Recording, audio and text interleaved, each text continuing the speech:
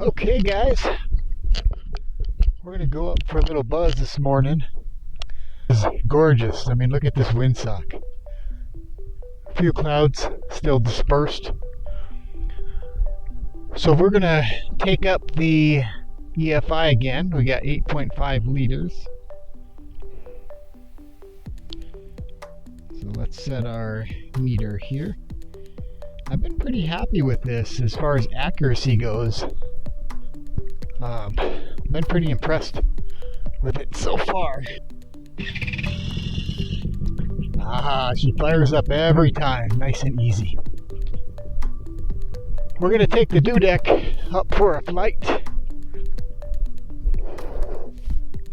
I was going to take the electric up this morning, but then I thought, you know, if it's such a nice morning, I want to fly probably at least an hour. We'll get gaggle set up here. It's a little cooler this morning, so I'm going to throw the gloves on. So I found that I just kind of like starting with 8 liters now. I used to do 6, but there's been a few times when you get up in the air and all of a sudden you're like, oh man, it's perfect conditions. I want to fly longer.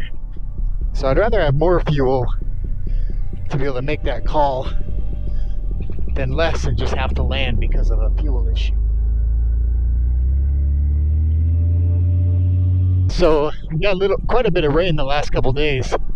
The yard is still a little bit wet. So I like the fact that I have this gravel that I can set up on.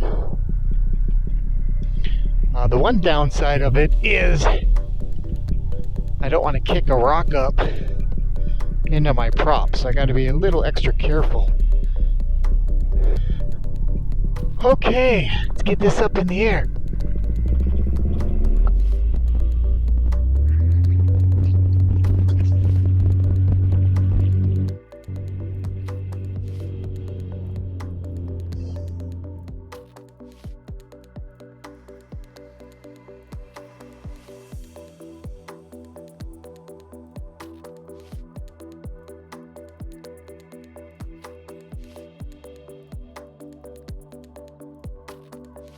Feels so nice this morning. Temperatures are 65 right now. It's only supposed to get up to about 75. It's going to be a gorgeous day.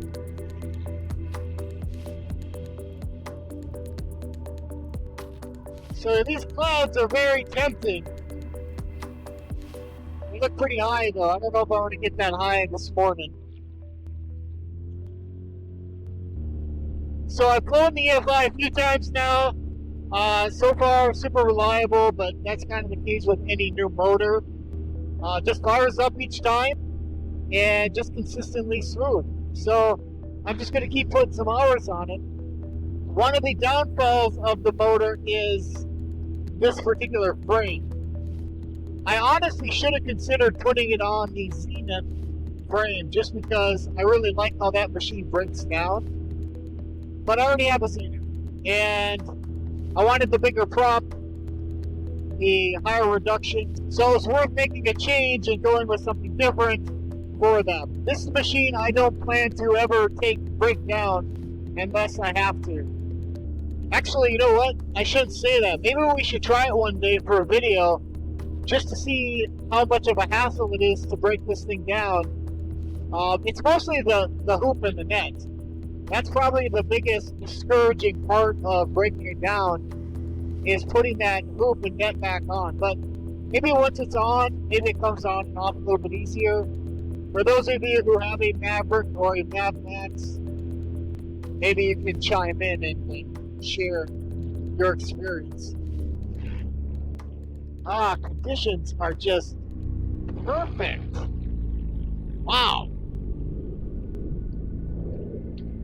It has been a while since it's been this nice.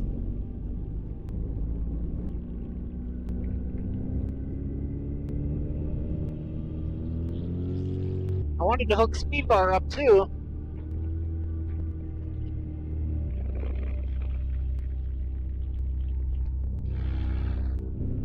Oh man, I got lucky this time. So normally I take these and I clip them to my harness. I put a little attachment on there because there's been a few times if I don't hook in the speed bar, this has actually gone back into the prop. It chipped the prop once. It cuts the line. And I forgot to put these back on at the end of my last flight. Fortunately, they were in good shape. They didn't go back into the prop.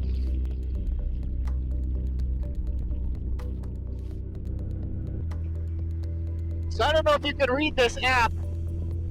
Might be reflecting some light. But basically this gives me my altitude, my speed,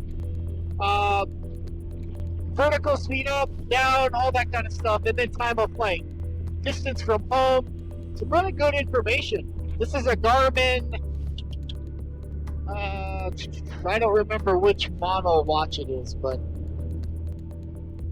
so it says we're at 1150, but actually we start out at 800, so really we're just under 500 feet right now. So we must have a little bit of a headwind because we're only going 18 to 20 miles an hour. So let's see what we can get out of the speed bar.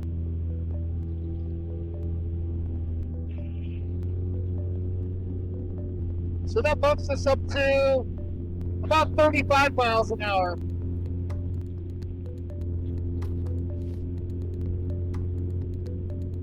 So one thing I love about this Dudek Drift Air is it's got that speed bar system where even if I'm trimmed all the way in, as soon as I hit speed bar, it goes full, trims out, and speed bar. So you get your fastest speed no matter what your trim setting is. So I've said this before when I've reviewed this wing. It's basically like two wings in one. When you want to go bullet fast, it works out great. You just hit speed bar, you're as fast as you can go. But then when I let off speed bar, I'm fully trimmed in. So I'm back into a safe setting where I can do some wing overs or some low-flying. They're having Grandparents' Day at the elementary school. So we will buzz by there quick, see what's going on. So I have to admit on this EFI, I do like the fuel gauge. Now granted, we can use a mirror and check our fuel anytime. But it is kind of nice to just look over and say, oh, okay, I burned about a half liter of fuel. I'm still good. And especially if I'm flying any distance, how far I'm out, how much I need to get back. This makes it a little bit easier. Yeah, this is kind of a big event. So basically the grandparents of all the students come, they put on a little show, do some singing, and it's kind of fun for the grandparents. You can see this little town, it's packed full. It's still a half hour before it starts and there's already this many people out here.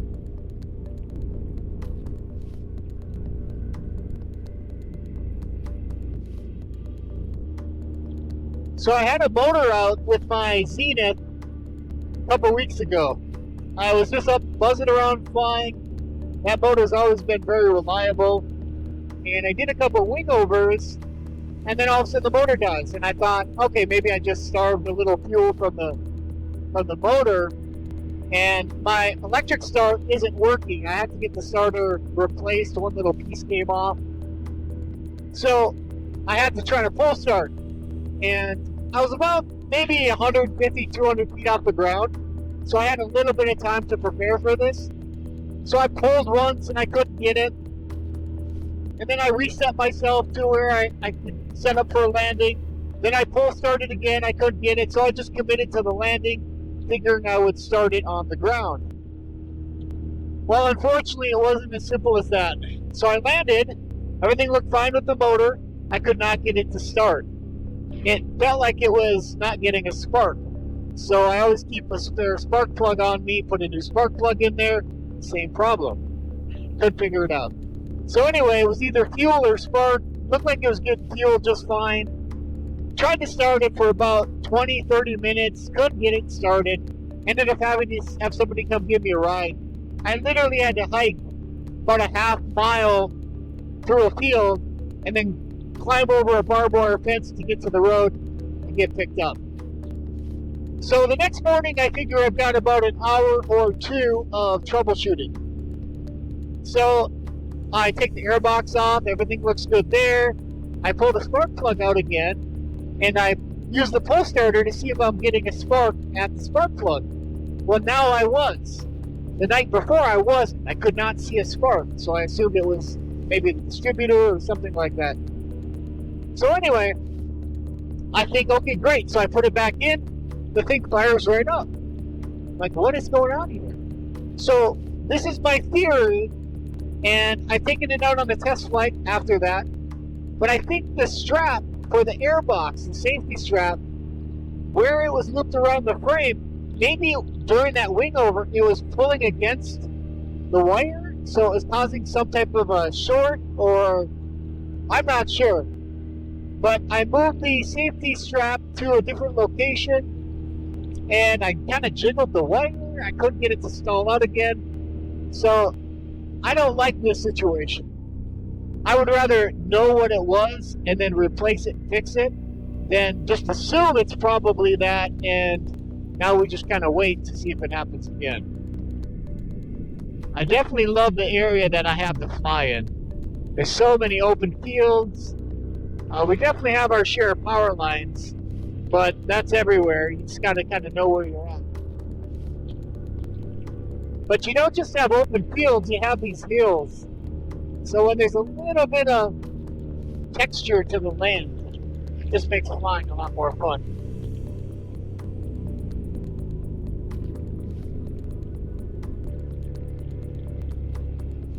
Yeah, it's such a pretty area out here.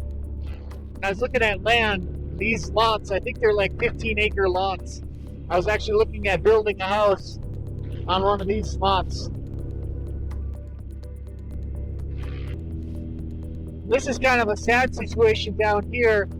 That used to be a grass airfield. So the guy would fly his plane from there, kind of hangar out there. We actually landed there a couple of times. Super nice guy, but he doesn't fly anymore, so he sold that land, and now they're putting up some giant building on it. Yeah, it's sad to see a grass airfield go away.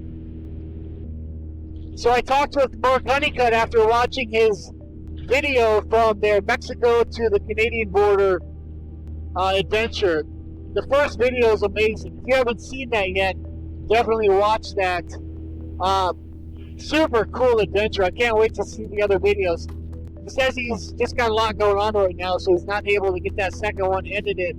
But I'm sure that's coming soon. But anytime I watch something like that, it just gets me inspired to do something on my own. Like, okay, I got to get an adventure going. So my buddy Colton and I were talking about maybe next year doing a trip from the Canadian border in Idaho. He lives up near the border in Idaho, and flying the entire state of Idaho from top to bottom, which is kind of rough terrain from what I remember. It's a lot of mountains. But I think we can find some cool places to camp out. We're trying to decide whether we want to take the trikes or do foot launch. You know, there's pros and cons to each. So maybe next spring we might try to tackle something like that. So then my buddy Ben, Paramotor NC, you might know him by for his YouTube channel, we're thinking about getting together in July and just finding something somewhat local between the two of us. Get the motorcycles out and do some flying and some camping. So we got a couple little things coming up. Let's see, the winds, yeah. We definitely had a tailwind because we got up to 45 miles an hour. So I don't know what you guys think, but landing on wet grass, actually I kind of like it sometimes because I can slide across the grass and I feel like I have to do less running because my speed is reduced while I'm sliding across the grass, and then it's just a few steps. But there's always that uncomfortable feeling of just being on a slick surface. So I'm guessing my grass is probably still wet. Doesn't look like there's much for any wind on the ground. So I think I'm going to trim to neutral. Normally I land this Dudek Drift Air trimmed in because it's already a fast wing and it flares really nice, but sometimes when I want just a little bit of extra flare, for example when the grass is wet or I have to land in a tighter spot, I will trim to neutral so I get a little bit more speed. Bumps me up maybe 2-3 miles per hour coming into that landing. So let's trim this up. This wing is hard to trim out. There's so much pressure on the risers that it makes it tough sometimes to trim out. Make sure we store our speed bar. And I'm still going to grab at the top of my toggle to give me the best flare on this. Oh, well, we're getting the bumps again. So there's obviously a little bit of wind at a couple hundred feet. But that's okay. It's not so bad. But for those of you who are fairly new pilots, you might feel like it's better to come in slow, like you feel like you have more control. And I learned the hard way that speed is your friend. You want to come in fast. And that's why a swoop, you can do so much more flare with a swoop because you build all that speed.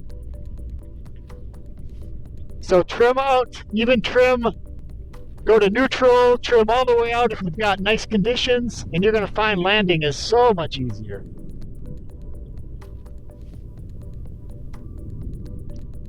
Yeah, like here I'm even going slow, trimmed out a little bit because I'm still in that wind. But once I get behind the trees here, it's probably going to die out. I want to get closer to my house.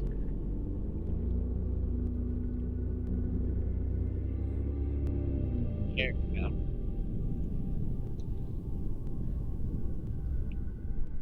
Yeah, it is wet.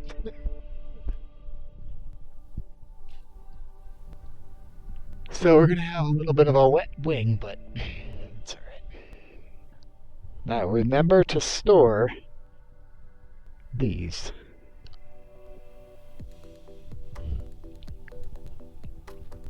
So let's take a look. This is what I set up. So basically I just tied this in to the carabiner for my reserve. And that sticks out like that. So I keep my speed bar line connected to that. And I think there's a frame that has that. Which one is that? I can't remember. But I'd seen it on that and I thought, oh, why don't all machines have this set up?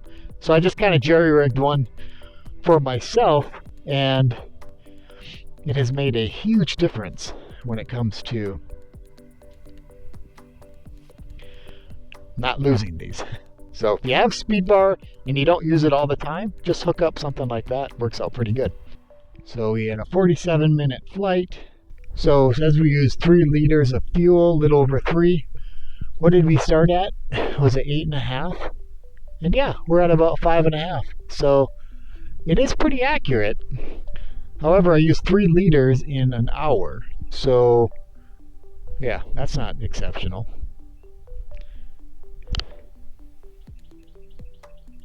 Yeah, so I've got 9 hours and 24 minutes on this so far. 9 good, happy hours. So I'm going to make sure we turn this off, unplug it, and she's ready to go. So I gave Anthony a call yesterday, and man, that guy, he's just got a good attitude for what he's going through, and I can tell he's still in pain, and obviously he's been sitting in a bed for the last couple weeks. He's gone through multiple surgeries. He's been dealing with some drama online with just some people who, man, I tell you, there's just people out there who just make life difficult for others. It's like there's always some negativity or, make other people feel bad to make yourself feel better kind of stuff. And you know Anthony from his videos, but the reality is he's just an all-around good guy. He's the type of guy who, if he had one last drink of water and you both were super thirsty, he would give you that last drink.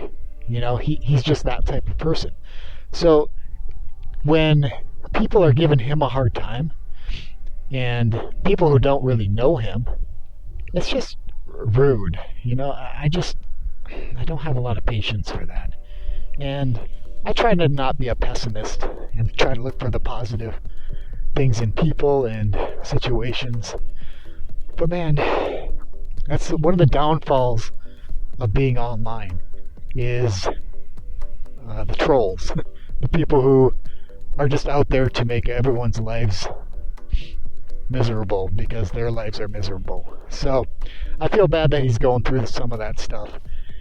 But he's a trooper and he's handling it well.